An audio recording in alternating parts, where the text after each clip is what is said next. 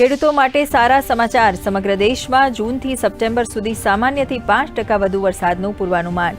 15 મે સુધીમાં ભારત પહોંચશે ચોમાસું. ભારતીય હવામાન વિભાગે આપી માહિતી. રાજ્યમાં ગરમીનો બીજો રાઉન્ડ. આગામી 7 દિવસ દરમિયાન વાતાવરણ સૂકું રહેવાની આગાહી. કંડલા, બનાસકાંઠા, સાબરકાંઠા, દીવ, રાજકોટ, કચ્છ માટે જાહેર કરાયું ગરમીનું યલો એલર્ટ. તાપમાનનો પારો 2 થી 4 ડિગ્રી વધવાની સંભાવના.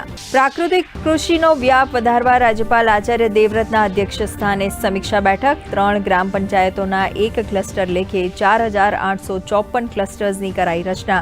3 ગ્રામ દીઠ 2 વ્યક્તિઓને અપાશે તાલીમ. ખ્યાતિ કેસમાં આરોપી કાર્તિક પટેલ સામે 6070 પાનાની ચાર્જશીટ કરાઈ દાખલ. અમદાવાદ ગ્રામ્ય કોર્ટમાં ક્રાઇમ બ્રાન્ચે પુરવણી ચાર્જશીટ કરી રજૂ. આ કેસમાં કુલ 9 આરોપીઓની કરાઈ છે ધરપકડ. નેશનલ હેરાલ્ડ મામલે સોનિયા ગાંધી અને રાહુલ ગાંધીની વધી મુશ્કેલી. ઈડીએ દાખલ કરી ચાર્જશીટ.